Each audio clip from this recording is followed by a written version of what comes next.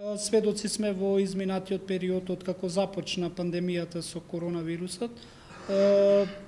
Често имаме информации кои што за некои цели и некој сака да ги испревртат информациите за некоја лична или не знам каква корист. Така што бевме сведоци дека граѓаните наместо да добијат информации за коронавирусот, често имавме дезинформации или пласирање на лажни вести. Многу е важно новинарите да бидат успособени да ги препознаваат дезинформациите и соодветно да ги обработуваат.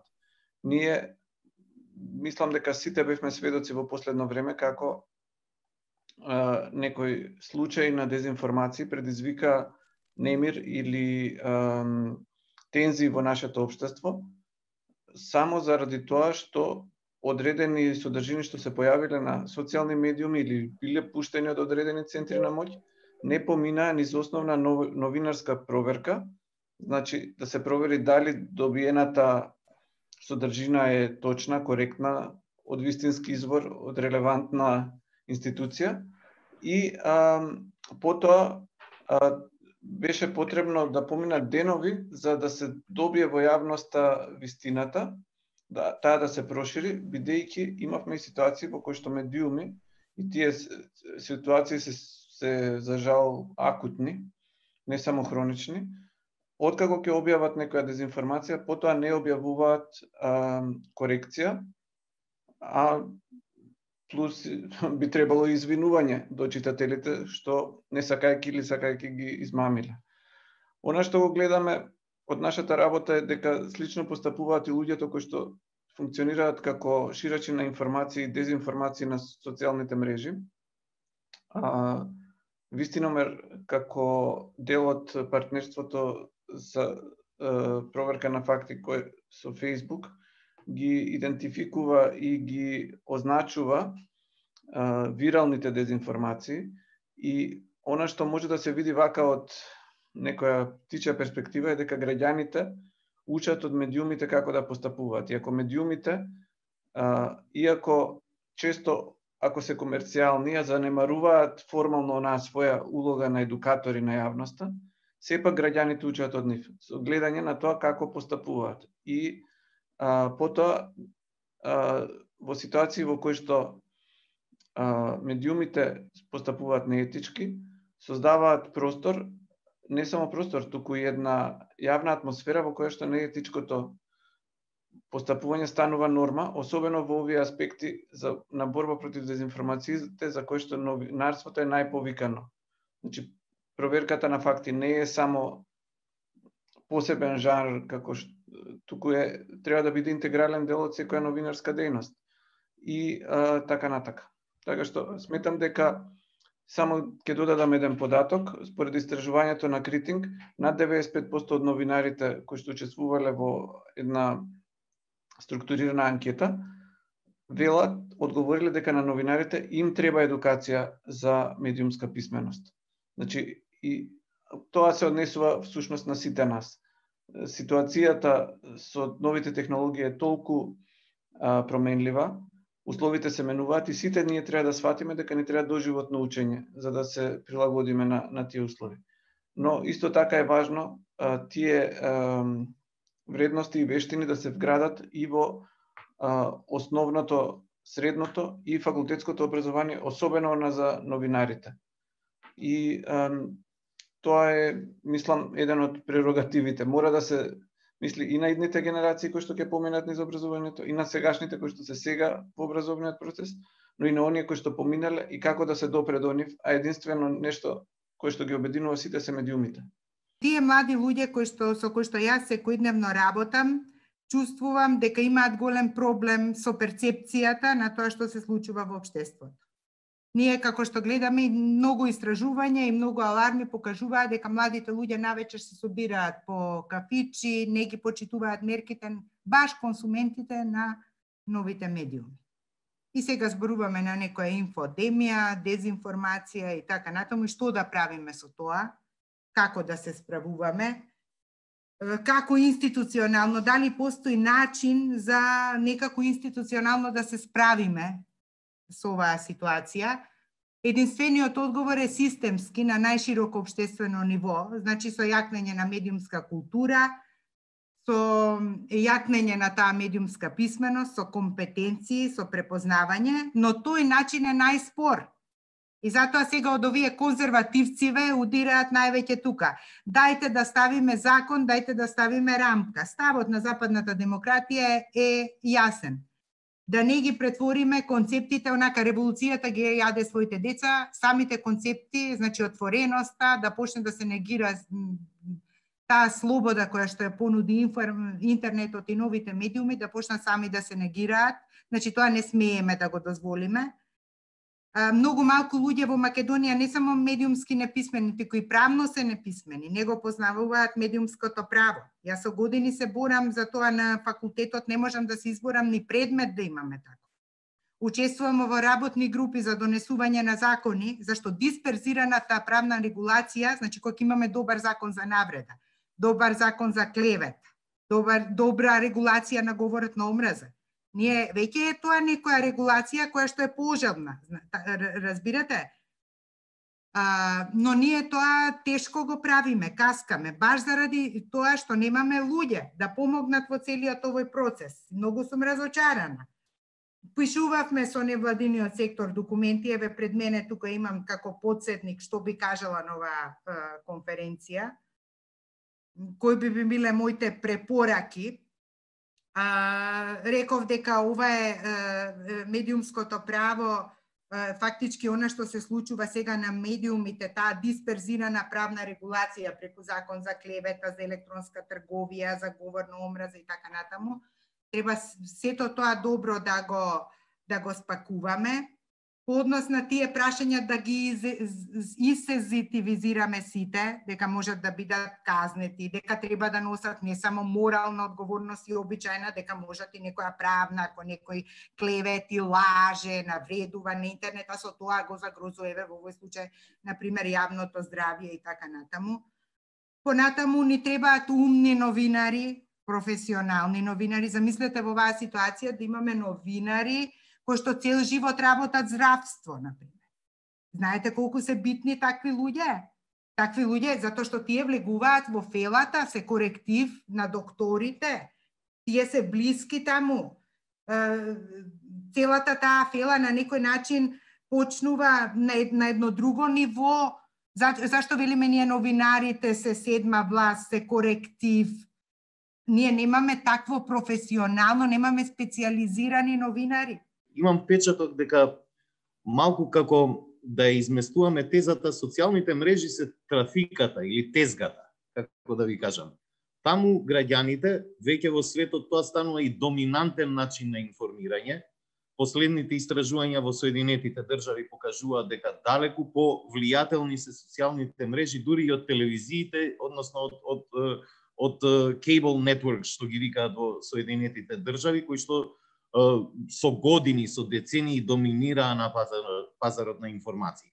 Значи, веќе ни телевизијата не е доминантниот медиум, туку тоа се социјалните мрежи.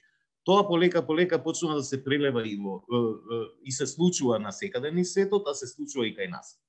Но треба да направиме разграничување што е пазарот, таму каде што се сервира информацијата, и каде се создава таа информацијата, што е фабриката што ја создава информацијата или кои се производителите на тие информации. Социјалните мрежи, за жал, се пред се тезгата или пазарот каде што се сервираат лажни информации, но внатре во нив ќе најдете и повеќе ентитети кои што не постојат на друго место на интернет, немаат веб страници и така натаму, тоа се некакви ФБ страници или ФБ пејџови, кои што функционираат наводно како медиуми кои што имаат веб портали, но немаат веб портали или не им се активни, и кои што создаваат постојано лажни информации или ги навлекуваат луѓето да кликнат на нив, или ќе стават, например, слика на популарен политичар од Македонија и ќе речат стисни лајк ако ти се допаѓа, да речеме, Мицкоски или Заев. Тоа стисни лајк не е лајк за политичарот кој ви се допаѓа, туку лајк за некаков програм. кој што подоцна всушност ги зима вашите податоци и ве бомбардира постојано со таков тип на вести. Само пред неколку часа имав можност, тука веќе соговорниците спомнаа неколку примери за ова сензитивна тема, чија важност најмногу ја осеќаме сега во време на пандемија, во време на криза, пошто сите ние сме поосетливи во вакви ситуации.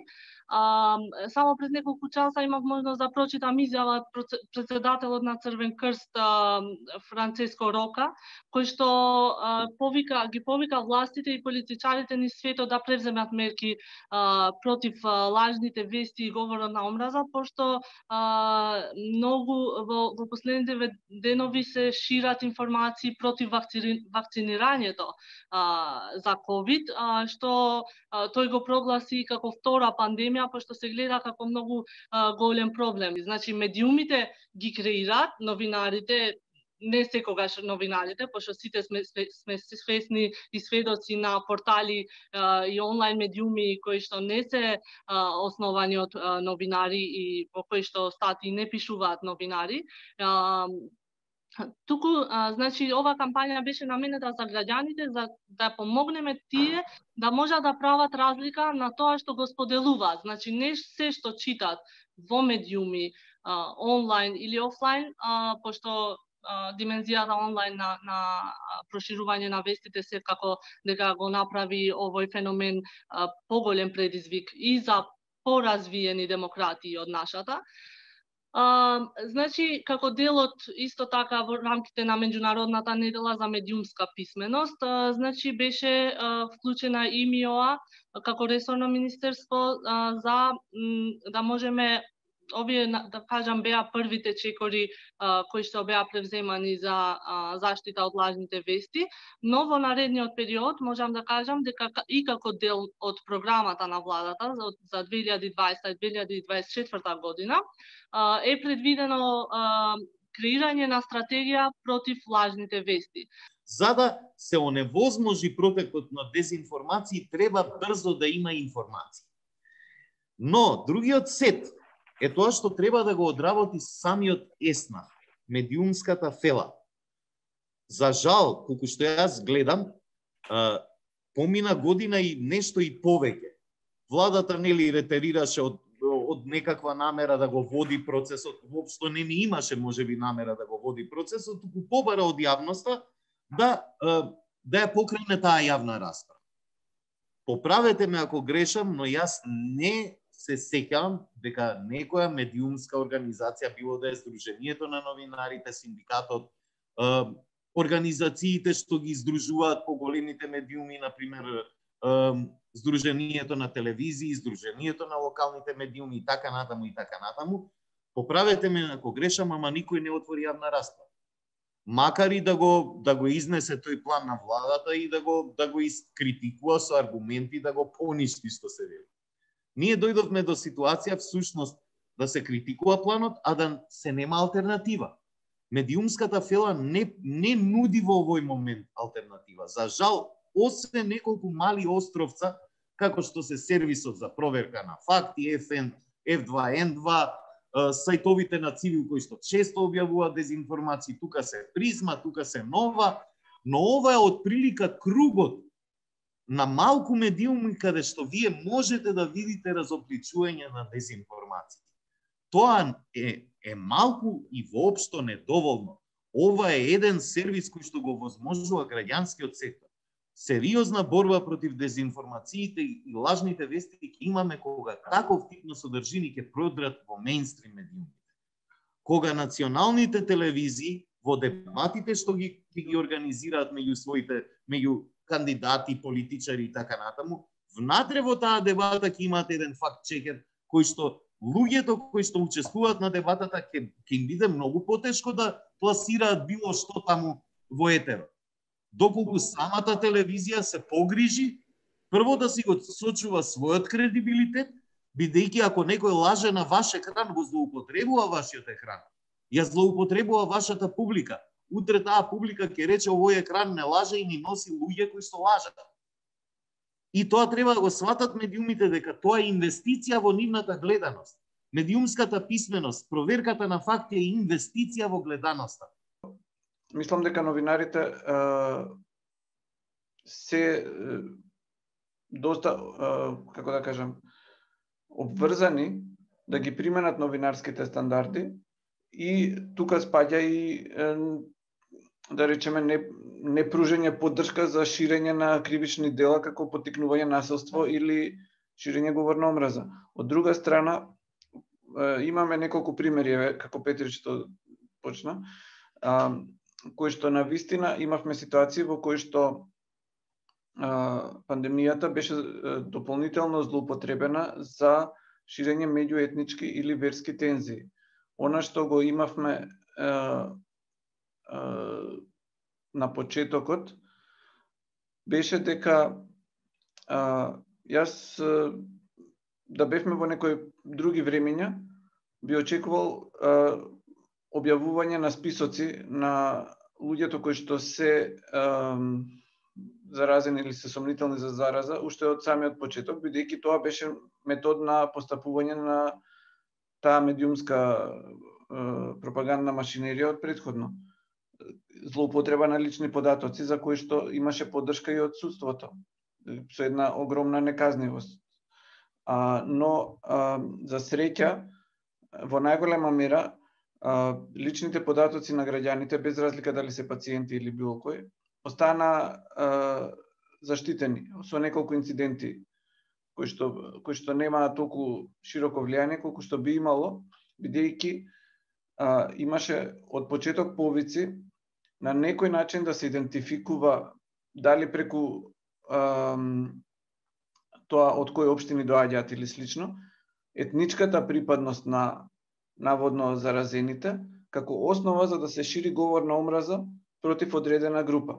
Најпрви треба да станеме свесни за последиците од оваа проблематика и колку и опасноста која што може да биде доведена од лажните вести. Еве ќе го надоврзам и со говорот на омраза, пошто често пати лажните вести се поврзани со говор на омраза.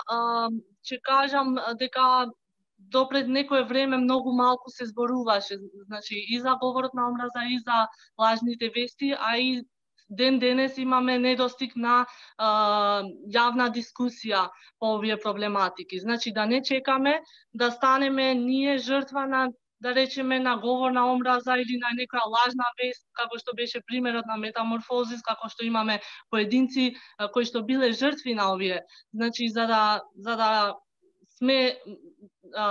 работиме и да работиме на превенција на овие феномени, треба да станеме свесни за важноста на истите. Да кажеме, например, казнивоста се спомна. Има европски земји кои што навистина имаат дозволуваат поширока слобода на изразување, но мислам дека стрикно имаат регулирано преку закони и други одредби го имаат регулирано делот на говор на омраза онлайн, например. И казнивоста е предвидено во овие закони и тоа со високи казни, пошто се соочуваме посебно во земја како нашата, каде што се спомна и сензитивните меѓуетнички односи, сите овие феномени можат само повеќе да ги загрозат овие односи, така да, слобода на изразување треба да има, но затоа се тие лимити кои што мора да бидат поставени и тие примери на казнивост на овие лоши феномени, мислам дека ќе почнат да ги дадат резултатите. Ние мораме да сватиме кога сме во средиштето на хибридната војна, може би сме ниско на агендите на интересните сфери на центрите на моќ, меѓутоа во моментот кога ќе се качиме малку погоре, ќе не збрише таа и таквата војна.